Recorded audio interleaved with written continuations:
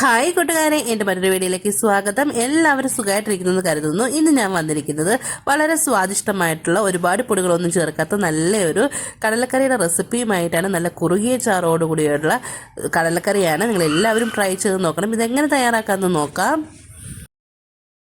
ഞാനിവിടെ കാക്കിലോളം കടല എടുത്തിട്ട് നന്നായിട്ട് കഴുകിയതിന് ശേഷം വെള്ളം നിറച്ച് വെക്കുന്നുണ്ട് കേട്ടോ. പിറ്റേ ദിവസം രാവിലത്തേക്ക് നമുക്ക് കറി വെക്കാനാണ്. അപ്പോൾ തലേദിവസം വൈകിട്ടാണ് നമ്മൾ കുതിരാൻ വെക്കുന്നത്.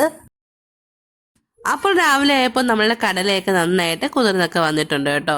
അത് വീണ്ടും നമ്മൾ നന്നായിട്ട് 2 പ്രാവശ്യം കൂടെ വാഷ് ചെയ്തെടുത്തതിന് ശേഷം നമ്മൾ കുക്കറിലിട്ട് കൊടുത്തിട്ടാണ് വേവിച്ചെടുക്കാൻ വേണ്ടി പോകുന്നത്.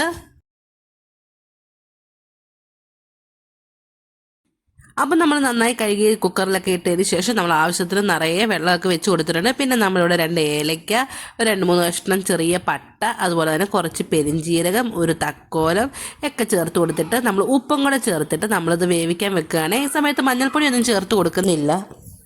ഇനി നമുക്കിതിലേക്കായിട്ട് ആവശ്യമുള്ളത് 2 സവാള, അതുപോലെ തന്നെ നമ്മളൊരു വലിയ ഇഞ്ചി എടുത്തിട്ടുണ്ട്, അതുപോലെ തന്നെ 10-12 അല്ലി വെളുത്തുള്ളി എടുത്തിട്ടുണ്ട്, ഒരു കഷ്ണം പച്ചമുളക് എടുത്തിട്ടുണ്ട്, ഒരു ചെറിയ തക്കാളി എടുത്തിട്ടുണ്ട്. ഇതൊക്കെ നമ്മൾ ചതച്ചാണ് എടുക്കുന്നത് കേട്ടോ. ഒന്ന് മിക്സിയിൽ ജാറിയിട്ട് ഒന്ന് കറക്കി എടുത്താൽ മതിയാ.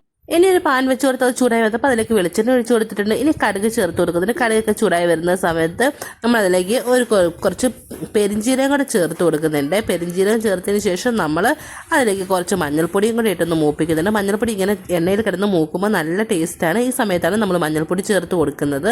നമ്മൾ കടല വേവിക്കുന്ന സമയത്തൊന്നും ചേർത്ത് കൊടുത്തിരുന്നില്ല. അതിനുശേഷം നമ്മൾ ചതച്ച് വെച്ച സവാള, വെളുത്തുള്ളി, ഇഞ്ചി, തക്കാളി, പച്ചമുളക് ആ മിക്സ് ഇതിനകത്തിട്ട് നന്നായിട്ട് വഴറ്റി ഇതിൻ്റെ പച്ചമുളകൊക്കെ നന്നായിട്ട് മാറി നല്ല വരണം. ഒരു 5-6 മിനിറ്റൊക്കെ ആയപ്പോഴത്തേക്കും നമ്മുടെ സവോളയുടെയൊക്കെ പച്ചമണമൊക്കെ ഒന്ന് മാറി ഒന്ന് മൂത്തൊക്കെ വന്നിട്ടുണ്ട്. ആ സമയത്ത് നമ്മൾ കുറച്ച് മിക്സിയുടെ ജാറി കടല എടുത്തിട്ട് ഒന്ന് അരച്ച് വെക്കുന്നുണ്ട്. നമ്മുടെ കറികൾക്ക് കൊഴുപ്പ് കൂട്ടാൻ വേണ്ടിയിട്ടാണ് നമ്മൾ കടല എടുത്ത് അരച്ച് ചേർക്കുന്നത്. നമ്മുടെ ഈ ഗ്രേവിക്ക് ആവശ്യമായിട്ടുള്ള ഉപ്പും കൂടെ ഞാൻ ചേർത്ത് കൊടുത്തിട്ടുണ്ട്. കടല വേവിക്കുമ്പോൾ കടലയ്ക്ക് ആവശ്യമായിട്ടുള്ള ഉപ്പ് ഇട്ടിട്ടാണ് നമ്മൾ വേവിച്ചത്. അതുകൊണ്ട് ഈ സമയത്ത് നമ്മൾ ഈ ഗ്രേവിക്ക് വേണ്ടി ആവശ്യമായിട്ടുള്ള ഉപ്പ് മാത്രം ചേർത്ത് കൊടുത്താൽ നമ്മൾ ഈ കറി മല്ലിപ്പൊടി, മുളക് പൊടി ഒന്നും ചേർത്ത് കൊടുക്കുന്നുണ്ട്. അതിനെല്ലാം കൂടി പകരമായിട്ട് നമ്മൾ ഈ ഒരു ചിക്കൻ മസാല പൗഡർ 10 രൂപയുടെ ഒരു ഫുൾ പാക്കറ്റാണ് നമ്മളിതിൽ ചേർത്ത് കൊടുക്കാൻ വേണ്ടി പോകുന്നത്. നമ്മൾ 1/4 കിലോയോളം കടല എടുത്തിട്ടുണ്ട്. പക്ഷെ അതനുസരിച്ച് നമ്മൾ ചേർത്ത് കൊടുത്താൽ മതിയാവും. നല്ല ടേസ്റ്റാണ് കേട്ടോ. അപ്പോൾ ഈ മസാലപ്പൊടിയൊക്കെ നമ്മുടെ ഈ ഗ്രേവിയിലേക്ക് ഇട്ടതിന് ശേഷം നന്നായിട്ട് വഴറ്റി കൊടുത്ത് അതൊന്ന് മൂപ്പിച്ചെടുക്കുന്നുണ്ടേ. കടല വേവിക്കുന്ന സമയത്ത് നമ്മൾ പട്ട, ഗ്രാമ്പു, ഏലയ്ക്ക അതുപോലെ എല്ലാം ചേർത്ത് വയ്ക്കുന്നത് കൊണ്ടിട്ട് അതിനും ഒരു പ്രത്യേക ടേസ്റ്റ് ഉണ്ടാവും. അപ്പോൾ നമ്മൾ ഈ പൊടി മാത്രമേ ചേർത്ത് കൊടുക്കുന്നുള്ളൂ. മഞ്ഞപ്പൊടിയൊക്കെ നമ്മൾ എണ്ണയിലിട്ട് മൂപ്പിച്ചൊക്കെ എടുത്തിട്ടുണ്ടായിരുന്നു.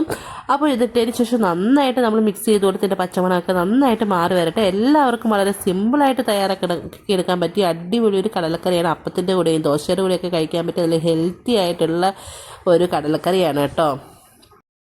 പൊടിയൊക്കെ ഒന്ന് മൂത്ത് വന്നപ്പോൾ നമ്മൾ വേവിച്ച് വെച്ച കടലയൊക്കെ ഇതിലേക്ക് തട്ടി കൊടുത്തിട്ടുണ്ട് കേട്ടോ. കടലയൊക്കെ ഇട്ടതിന് ശേഷം നന്നായിട്ട് മിക്സ് ചെയ്ത് കൊടുക്കുന്നുണ്ട്. നമുക്ക് കുറച്ചും കൂടെ ചാറിൻ്റെ ആവശ്യമുണ്ട്. അതുകൊണ്ട് നമ്മൾ എന്താ ചെയ്യണമെന്ന് വെച്ചാൽ നമ്മൾ മിക്സിയുടെ ജാറിൽ നേരത്തെ കുറച്ച് കടല എടുത്ത് അരയ്ക്കാൻ മാറ്റി വെച്ചിട്ടുണ്ട്. അതൊന്ന് അരച്ചതിന് ശേഷം അതിനകത്ത് കുറച്ച് വെള്ളവും കൂടെ ആയിട്ട് മിക്സ് ചെയ്തിട്ട് നമ്മളിതിൽ ചേർത്ത് കൊടുക്കുന്നുണ്ട്.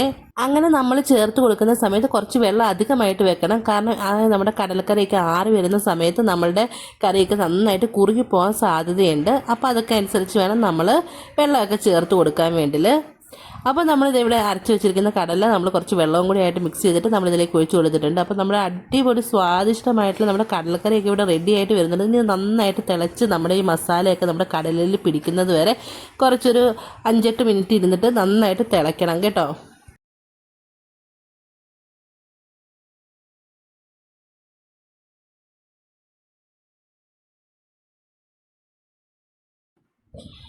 അങ്ങനെ നമ്മളുടെ കടലക്കറിയൊക്കെ ഇവിടെ നന്നായിട്ട് ഇരുന്ന് തിളച്ച് കുറുകിയൊക്കെ വന്നിട്ടുണ്ട് ഏകദേശം നന്നായിട്ട്.